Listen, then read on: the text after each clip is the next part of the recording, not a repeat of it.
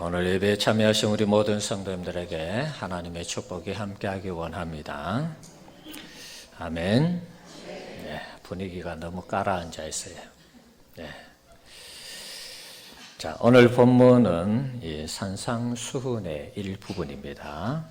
산상수훈에서 예수님은 당시 종교 지도자들이 가르치는 그런 내용과 전혀 다른 그런 내용을 가르쳤습니다.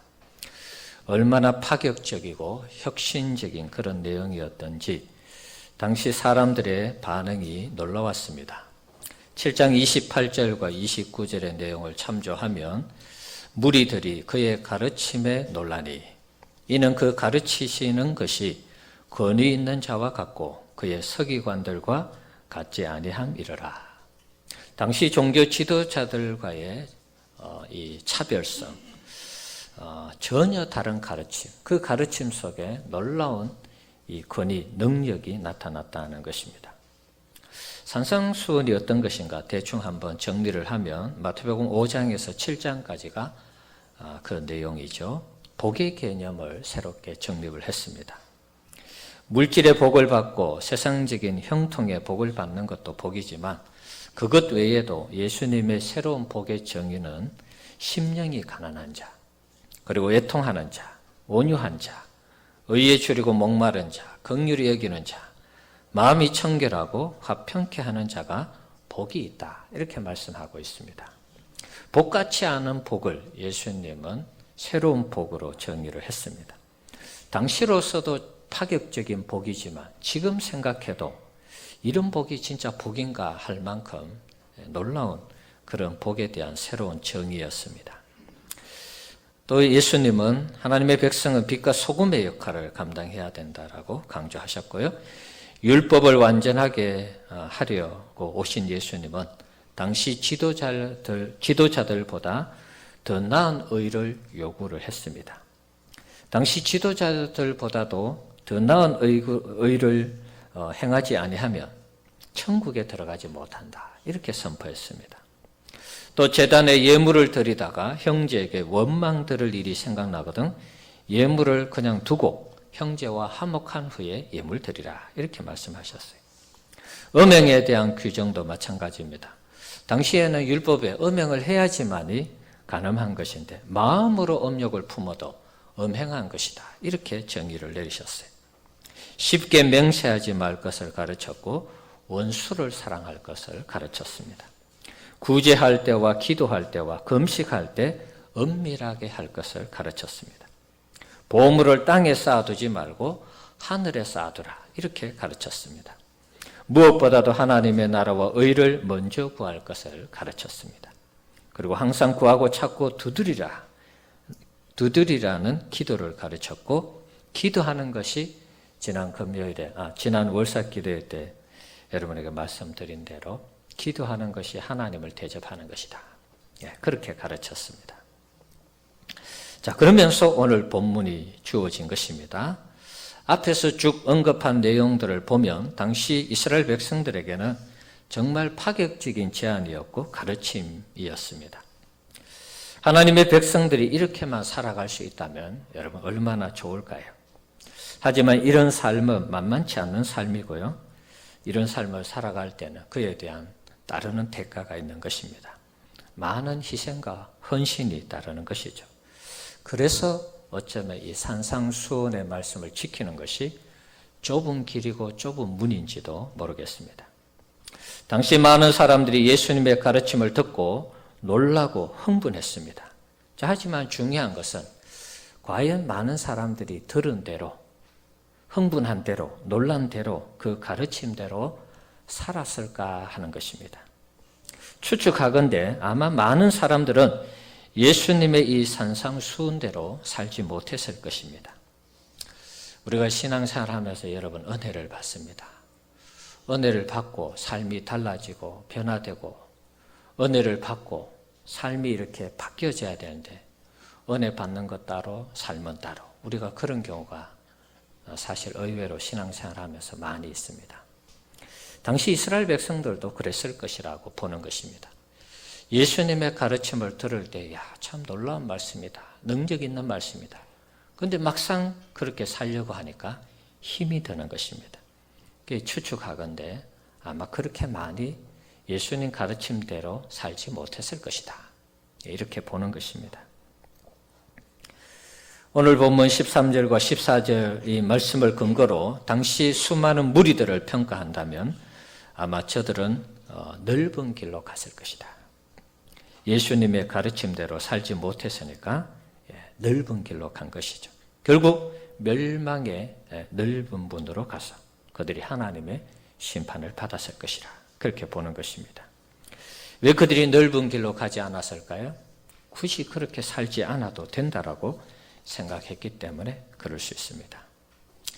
무엇보다도 당시 많은 사람들은 넓은 길과 넓은 문으로 가게 된 그 배경에는 예수님의 가르침보다는 당시 지도자들의 그 가르침을 더 신봉했을 것이라 그렇게 봅니다.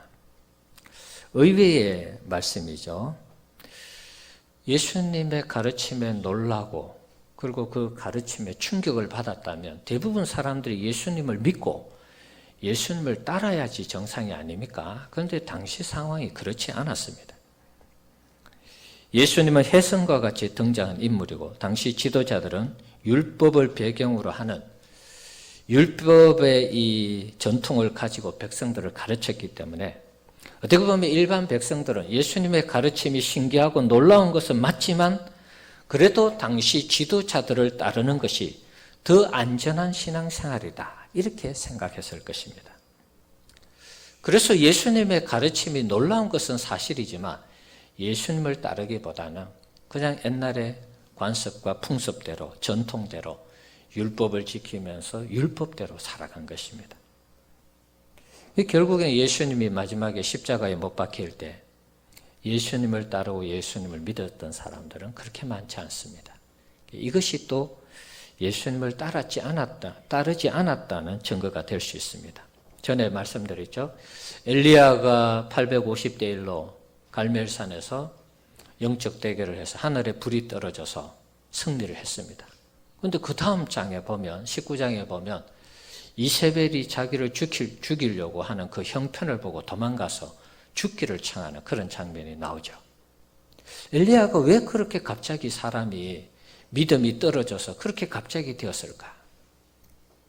여러 가지 이유 중에 하나가 엘리야가 영적 대결을 해서 하나님 살아계심을 보였으면 이스라엘 백성들이 와 하고 엘리야를 지지하면서 아합 왕을 밀어내고 뭔가 새로운 이 신앙의 전통을 만들 줄 알았는데 전혀 그런 모습이 없는 것입니다. 백성들은 여전히 잠잠한 거예요. 그러니까 이렇게 해도 아무런 의미가 없구나. 이게 엘리야에게 다가오는 어떤 그런 보이지 않는 위협. 백성들이 잠잠하니까 이세벨이 죽인다고 하니까 예를 들어서 이세벨이 죽인다 하면 왜 우리 선지자 하나님의 살아계신 이 종인 하나님의 살아계심을 이 증명한 이 선지자 엘리야를 죽이려고 하느냐. 그러면서 이세벨을 대항하고 이세벨을 막고 이래야 되는데 거기에 대해서 아무런 저항하는 사람이 없어요. 그러니까 엘리야가 낙심하고 실망이 되는 것이죠. 당시 이스라엘 백성들도 예수님의 가르침은 너무나 좋은 것인데 그렇게 하는 것도 힘들 뿐더러 또 당시에 율법이라는 전통에 의해서 그동안 자신들이 신앙생활을 했기 때문에 예수님보다는 그래도 이때까지 쭉 해온 몇천 년 동안 이어온 이 율법이 그래도 더 안전하다라고 생각했기 때문에 예수님의 가르침을 따르지 않았다 이렇게 보는 것입니다. 당시 백성들의 잘못은 그런 것입니다. 넓은 길로 가서 넓은 길을 가지 말고 좁은 길을 우리 예수님이 말씀하셨지만 그들은 넓은 길로 간 것입니다. 아마 그들이 넓은 길로 다가서 지옥에 갔다면 당시 상황을 떠올린다면 그때 예수님이 가르쳐 주신 그 좁은 길, 좁은 문의 그런 삶을 살았어야 되는데 그런 후회를 아마 했을 것입니다. 저들의 잘못은 예수님의 가르침이 놀랍고 근위 있는 말씀으로는 인정하고 인식을 했지만 예수님 가르침대로 살지 않은 것입니다. 당시 대부분의 사람들은 율법의 길을 따라갔고 그 당시 종교 지도자들의 길을 따라갔습니다. 그래서 예수님과 상관없이 신앙의 길을 갔기 때문에 저들은 멸망하는 좁은 문이 아닌 넓은 길로 갔기 때문에 하나님의 심판을 받은 것이라 그렇게 보는 것입니다. 한마디로 예수와 상관없는 삶을 살아서 심판받았다 이렇게 말할 수 있습니다. 우리 사랑하는 성도 여러분, 여러분은 어떻습니까? 예수님의 가르침이 마음에 드십니까? 산상수훈을 읽을 때 위로가 되고 힘이 되고 능력이 되십니까? 당시 이스라엘 백성들이 예수님의 가르침이 마음에 들어서 예수님을 영접하고 예수님을 메시아로 구원자로 인정하고 믿었어야 되는데 그러지 못했습니다. 우리도 어쩌면 예수님의 가르침은 너무 좋은데 그 가르침과 상관없이 우리가 예수님을 따르고 있는 것은 아닌가 그런 생각을 한번 해보는 것입니다. 당시 이스라엘 백성들이 예수님이 좋아서 그 가르침을 듣고 나도 예수님을 믿고 예수님을 따라야지 그런 생각을 설령 할 수 있는데 그게 참 쉽지 않았을 것입니다. 만약에 예수님을 시인하는 그 순간부터 당시 종교 지도자들과 백성들에게 출교를 당하는 그런 위험을 감수해야 했습니다. 요한복음 9장에 보면 한 맹인이 실로암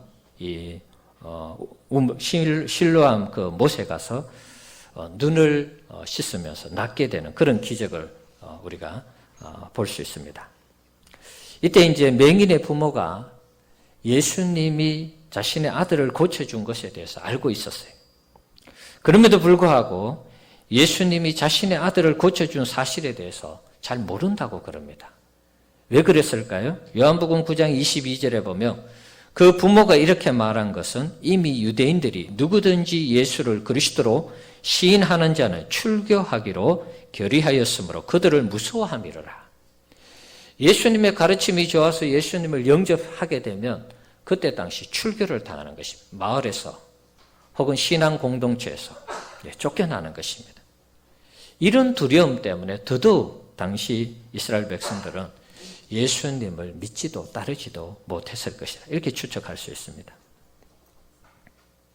그래서 이 맹인의 부모도 공개적으로 자신의 아들을 고쳐주신 예수님에 대해서 지지를 하지 못한 것입니다. 당시 대부분 사람들이 그런 형편에 있었습니다. 사회적인 통념, 어떤 고정관념, 사회 풍습, 문화 이런 것을 넘지 못하고 분명히 예수님 뭔가 다른 분이라는 것이 느껴지는데도 예수님을 영접하고 예수님의 길을 따른다는 것은 쫓겨나고 왕따당하는 이런 상황이 되었기 때문에 그것을 쉽게 넘어서지 못한 그런 상황이었다는 것입니다. 또 그 가르침이 좋았지만 그동안 늘 해왔던 이 신앙의 어떤 그 전통들이 있었기 때문에 설마 그럴까 그러면서 또 자신들의 길을 걸어간 것입니다. 본문에 있는 내용대로 하면 좁은 길을 가는 것이 아니고 넓은 길로 좁은 문으로 가는 것이 아니라 넓은 문으로 갔다 그렇게 말할 수 있습니다. 자, 우리 성도님들 어떻습니까? 예수님의 가르침이 좋고 예수님이 좋은데 그렇다면 우리는 예수님 말씀처럼 좁은 길을 가고 좁은 문을 가고 있는가 하는 것입니다. 남들이 가지 않는 이 산상수훈의 가르침뿐만 아니라 예수님이 성경에서 가르친 내용들을 우리가 그대로 다 지키고 있는가 하는 것입니다. 우리가 예수님의 말씀대로 이렇게 살아갈 때 그 말씀에 순종하며 그 가르침대로 우리가 실천할 때 우리도 역시 좁은 길을 가는 것이고 좁은 문을 가는 것입니다. 실천이 없으면 행함이 없고 순종이 없으면 당시 이스라엘 백성들과 크게 다르지 않습니다. 구원의 조건은 아닙니다, 여러분. 좁은 길을 간다고 해서 이게 구원의 조건은 아닙니다. 좁은 길을 가고 좁은 문을 우리가 간다는 것은 어떻게 보면 구원의 길을 걸어가는데 구원의 이 동력을 우리에게 계속해서 제공해 준다 그럴까요? 좁은 길을 가고 좁은 문을 걸어갈 때 그게 이제 신앙의 길이죠. 신앙의 길. 신앙의 길인데 그 신앙의 길에서 우리가 고민하고 아파하고 안 될 때 기도하고 하나님 앞에 우리의 아픔과 우리의 이 연약함을 계속 토로해 가면서 하나님과의 긴밀한 관계 속에서 신앙생활을 할 때 그것이 우리로 하여금 계속해서 구원을 이루어가게 하는 그런 원동력이 된다는 것입니다.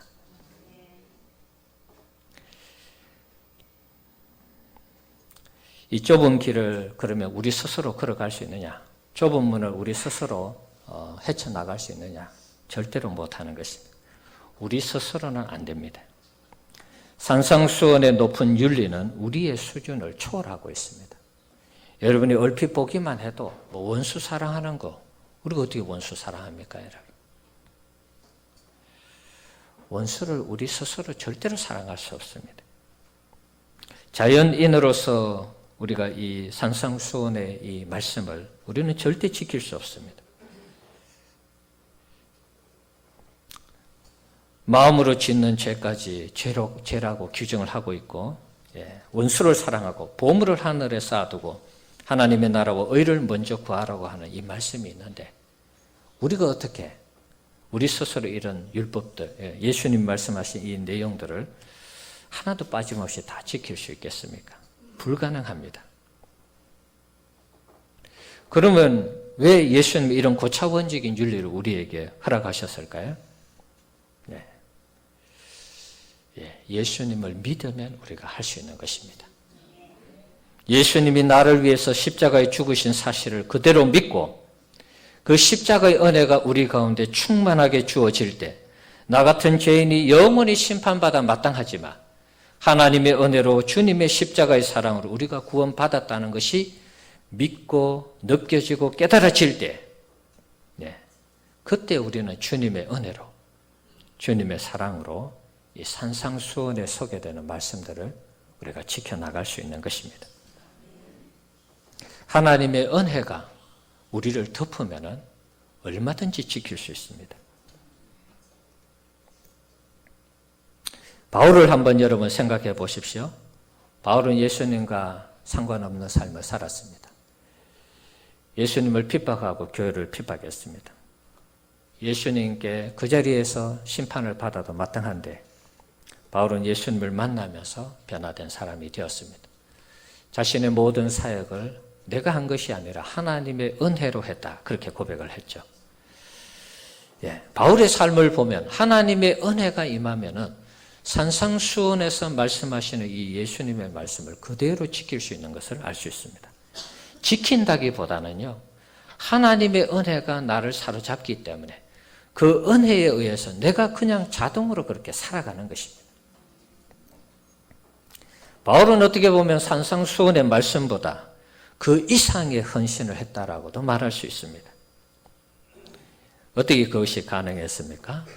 주님의 십자가의 은혜가 자신을 덮을 때 그게 가능했던 것입니다. 추우신 모양인데 에어컨 좀 꺼주실래요? 온도가 지금 그렇게 덥지 않으니까 꺼셔도 될 것 같아요.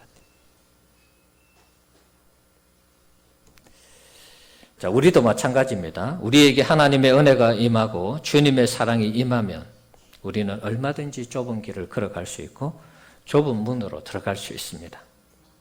하지만 우리가 연약한 인간인지라 예수님의 이 요구를 언제나 100% 충족시키지는 못합니다.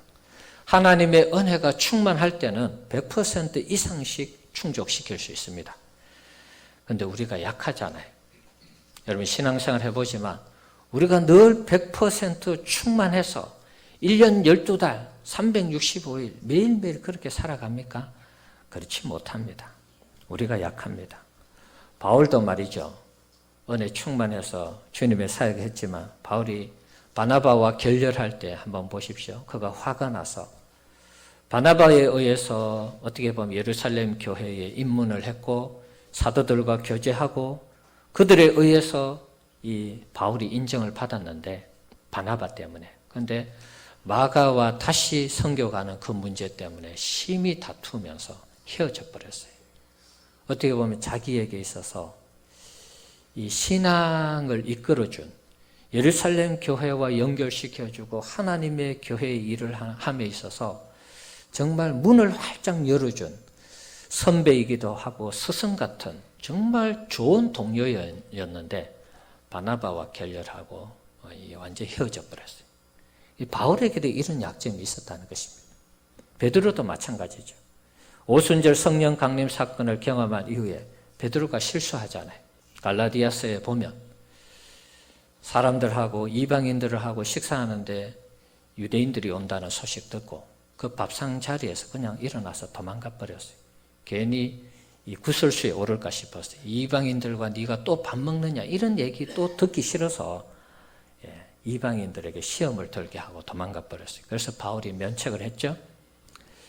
베드로도 오순절 성령의 역사를 경험했지만 그런 실수를 했습니다. 사람은 완벽할 수가 없는 것입니다. 은혜가 떨어지면 우리 모두가 범죄자의 모습이 되는 것입니다. 그때 우리가 의지해야 되는 것은 십자가의 은혜인 것입니다. 예수님이 율법의 요구를 이루기 위해서 십자가에 달려 돌아가셨죠. 십자가에 달려서 돌아가실 때 뭐라고 그랬습니까? 다 이루셨다라고 말씀하셨어요. 우리의 허물이 드러날 때, 좁은 길을 가며 좁은 문을 걸어갈 때 그렇지 못하는 일들이 굉장히 많이 있습니다. 그럴 때도 우리가 그 길을 걸어가야 되지만 낙심하지 말아야 되는 이유는 그 길을 걷다가도 왜 내가 이 정도밖에 안 되는가 그런 생각이 들 때도 낙심하지 말아야 되는 것은 이미 예수님이 십자가에서 우리의 모든 연약함을 지고 십자가에서 다 그 죄에 대해서 이루셨기 때문에 율법의 요구를 다 이루시고 죽으셨기 때문에 우리가 예수 안에 있게 되면 모든 우리 주님의 그 구원의 은혜와 의롭게 하시는 하나님의 그 의의 혜택이 우리에게 주어지기 때문에 실망할 필요가 없는 것입니다. 다만 범죄한 모습이 나타나면 회개하면 되는 것입니다. 산상수훈에 나오는 교훈이나 성경의 말씀을 우리가 온전히 이루지 못해도 우리에게는 피할 길이 있습니다. 사죄의 은총이 있는 것입니다. 하지만 사죄의 은총이 있다고 해서 좁은 길을 가고 좁은 문을 찾는 이것을 포기하면 안 되는 것입니다. 왜냐하면 이 좁은 길을 가고 좁은 문을 찾는 이것이 그리스도인의 윤리고 그리스도인의 삶이기 때문에 그런 것입니다.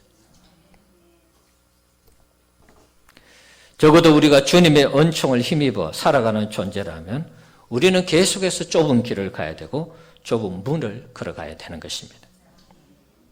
좁은 길이 없고 좁은 문이 없으면 우리의 신앙은 굉장히 나태해지는 것입니다.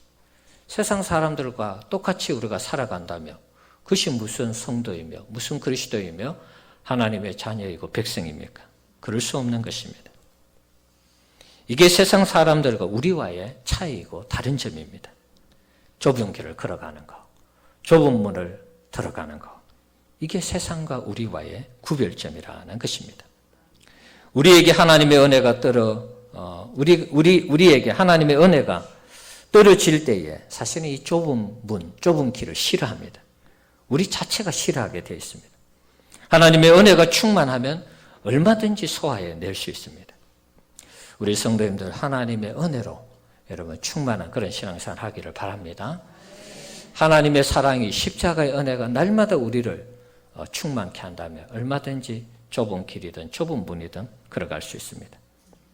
그 길은 생명의 길이고 하나님이 원하시는 하나님이 기뻐하는 그런 길입니다. 그러나 은혜가 떨어지면 좁은 길로 가려고 하지 않습니다. 좁은 문을 찾지 않습니다. 왜냐하면 내가 성가시니까. 내가 지금 다운되어 있는데 좁은 길을 걸어간다는 거 어렵습니다. 힘듭니다. 그래서 우리가 예수님이 가르치신 이 좁은 길, 좁은 문의 이 삶을 우리가 살아가지 못할 때 우리 자신을 들여다보면 대체로 하나님의 은혜가 우리에게 많이 다운되어 있는 것을 발견할 수 있습니다. 사랑하는 성도 여러분, 산상수훈의 이 끝자락에서 예수님이 우리의 믿음의 성도들에게 요구하는 것이 있습니다. 좁은 길을 가라는 것입니다. 좁은 문을 찾으라는 것입니다. 왜냐하면 그 길은 생명의 길이고 주님의 길이고 영생의 길이고 천국의 길이고 천국 문이기 때문에 그런 것입니다. 천국 가는 동력을 제공한다. 저는 그렇게 한번 표현하고 싶습니다. 좁은 길을 가고 좁은 문을 찾는다는 것은 천국을 가는 일에, 천국 가는 이 길에 계속해서 동력을 제공하는 그런 것이라고 저는 표현하고 싶습니다. 내 좋은 대로 신앙생활하면 그것은 성도의 신앙생활이 아니죠. 내 하고 싶은 대로 신앙생활한다면 그것은 하나님 기뻐하는 삶이 아닙니다. 그러한 삶은 결국 세상 사람들과 다를 바가 없는 것입니다. 세상 사람들의 그 끝은 지옥입니다. 예수와 상관없는 삶이고 넓은 길로 걸어가는 것입니다. 그러니까 지옥이죠. 우리가 좁은 길을 포기하지 않고 좁은 길을 간다면, 그리고 예수님과 동행한다면 그것은 천국 문을 활짝 열게 하는 것입니다. 사랑하는 성도 여러분, 우리가 좁은 문, 좁은 길을 걸어가면서 주님과 동행하면서 우리가 천국에 넉넉하게 들어가는 우리 성도님들 되시기 바랍니다. 넓은 길로 가면 멸망한다는 이 말씀을 여러분 하나님의 경고의 말씀으로 우리가 들으면 좋겠어요. 전에도 그랬습니다. 고속도로 다닐 때 졸음 운전하지 말라는 그 경고의 문구 말씀드렸죠. 졸음 운전해도 살아날 때 있습니다. 안 죽을 때 있습니다. 사고 안 날 때 있습니다. 그런데 사고 날 때 죽을 수 있고 사고 날 때 크게 다칠 수 있습니다. 그 경고를 무시하지 말라는 거예요. 그러니까 우리에게도 좁은 길로 가라고는 말씀하시는데 넓은 길로 가면 멸망한다. 내가 지금 예수를 믿고 있는데 무슨 우리가 멸망하고 지옥 가고 심판받아 그런 생각하시죠? 그런데 예수 믿고 있기 때문에 좁은 길로 가야 된다 그런 말입니다. 이걸 경고의 말씀으로 여러분 받아들이면 될 것 같아요. 예수님 시대에 좁은 문이 어떤 문이었을까요? 예수님의 가르침을 듣고 행하는 것이 좁은 길, 좁은 문인데 실제로 예수님 당시에 좁은 문이 있었다는 거예요. 어떤 문이냐? 예루살렘에는 많은 문들이 있습니다. 여러분 느헤미야서를 보면 그 성벽을 준공하는 그런 내용들이 나오죠. 거기에 보면 뭐 동문, 서문, 북문 나오고 또 양해문 나오고 분문 나오고, 분문 죄송합니다. 그냥 우리말로 표현하면 똥문. 우리의 배설물이 왔다 갔다 하는 그런 문이에요. 문이 있는데 어떤 문이든지 큰 문이 있으면 그 문 안에 또 작은 문이 있어요. 이걸 뭐 옛날에 우리가 개구멍이라고 뭐 그런 표현까지 쓰는 경우도 종종 있죠. 이 정문이 있는데 다른 데 문이 하나 있는 거. 그러니까 이 예루살렘 성 안에도 많은 문이 있는데 큰 문 안에 작은 문이 있다는 것이에요. 우리도 마찬가지. 큰 집 같은 데 보면 큰 대문이 있으면은 활짝 열면 자동차가 왔다 갔다 하지만 작은 문을 열면 사람이 왔다 갔다 하는 거죠. 그렇게 이해하면 될 것 같아요. 그래서 당시 예루살렘 문에도 여러 문들 중에도 그런 작은 문이 있었다는 거예요. 평소에는 큰 문을 열어놓고 마차가 왔다 갔다 하고 그랬습니다. 그런데 밤이 되면 성을 지키는 이 병사들이 큰 문을 닫습니다. 그리고 작은 문을 열어두고 사람만 왔다 갔다 하도록 했다는 것입니다. 이게 좁은 문으로 들어가라는 말이 이런 거예요. 큰 문이 닫혔으니까 짐을 싣고는 그 문을 통과할 수가 없는 것입니다. 그러니까 이 좁은 문으로 들어가라는 것은 자기가 가지고 있는 모든 것을 다 내려놓고 정말 하나님의 나라를 사모하고 소망하고 하나님을 위해서 살아가려고 하면 세상의 모든 것 다 내려놓고 그 좁은 문, 내가 가지고 있는 것을 다 뒤로 하고 그 문을 통과할 때에 하나님의 나라, 하나님의 뜻을 이루고 하나님이 기뻐하는 삶을 살아갈 수 있다는 것입니다. 그래서 어떻게 보면 좁은 문을 통과하라는 이 얘기는 자기를 희생하고 자기를 포기하라는 그런 의미가 있는 것입니다. 우리 성도님들 내일부터 특별 새벽 기도회가 있습니다. 새벽을 안 깨우다가 깨운다는 것은 쉽지 않은 일입니다. 또 10월 27일 이웃사랑 초청주일이 있습니다. 전도한다는 것도 또 전도 안 하다가 하면 쉬운 일은 아닙니다. 어려운 일이죠. 역시 저는 좁은 길이고 좁은 문이라 생각합니다. 여러분 우리가 기도 안 하고 영적으로 충만해서 주님 앞에서 주님이 기뻐하는 그런 삶을 살아갈 수가 있겠습니까? 없습니다. 신앙에도 왕도가 없는 것입니다. 기도할 때 하나님의 은혜가 임하고 기도할 때 하나님의 은혜가 임해서 우리가 좁은 길을 가고 좁은 문을 들어갈 수 있는 것입니다. 기도할 때 하나님의 은혜가 강같이 임하는 것입니다. 새벽을 여러분 깨워보십시오. 새벽에 도우시는 하나님을 만나게 될 것입니다. 특별 새벽 기도회만큼은 개인의 이 기도 생활을 뒤로 하고 함께 교회에 와서 새벽을 깨우는 우리 성도님들 될 수 있기를 바랍니다. 특별 새벽 기도회 할 때 우리가 합심해서 하나님께 기도하는 이런 모습을 우리 교회가 보여주면 좋겠습니다. 개인의 기도가 특별 새벽 기도회만큼은 다 함께 나와서 합심해서 하나님 앞에 부르짖는 그런 합심의 기도로 하나님 앞에 나아갈 수 있기를 바랍니다. 전도 역시도 마찬가지입니다. 우리가 평소에 전도하는 거 쉽지 않습니다. 초청주의를 앞에 두고 함께 기도하면서 여러분 한번 전도해 보시기 바랍니다. 전도할 때 우리의 영혼이 보람을 느끼고 전도할 때 한 영혼이 구원받을 때 정말 너무 기쁜 것이죠. 우리가 남에게 줄 수 있는 최고의 선물, 특별히 불신자에게 줄 수 있는 최고의 선물은 전도인 것입니다. 전도해서 그 영혼이 구원받으면 그 영혼이 최고의 선물을 받는 것입니다. 나도 행복하고 남도 행복하게 해주는 이 전도, 물론 주님도 또한 기뻐하시겠죠. 우리가 못할 이유가 무엇이 있겠습니까?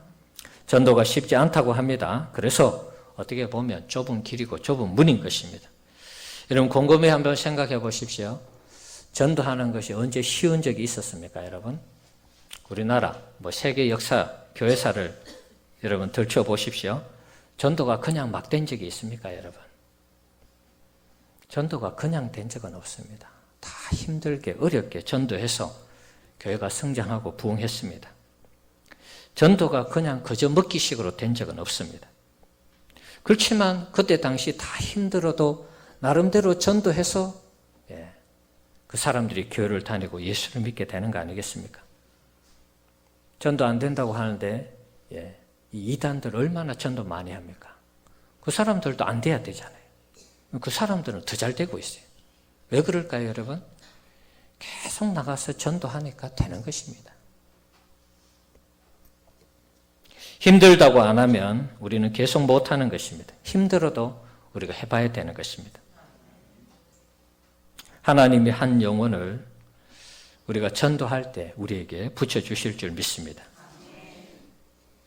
전도하게 되면 여러분들도 행복하고 전도 받는 분도 행복하게 되고 우리 하나님도 기뻐하는 것입니다. 기도하고 전도하는 것 좁은 길이고 좁은 문입니다. 하지만 우리가 실천할 때 그것이 생명의 길이 되고 영생의 문이 활짝 열린다는 이 사실을 우리가 잊어서는 안 되겠습니다. 우리 성도님들 10월이 시작되었습니다. 우리가 너무 편안하게만 신앙생활 하려고 하면 안 되겠습니다.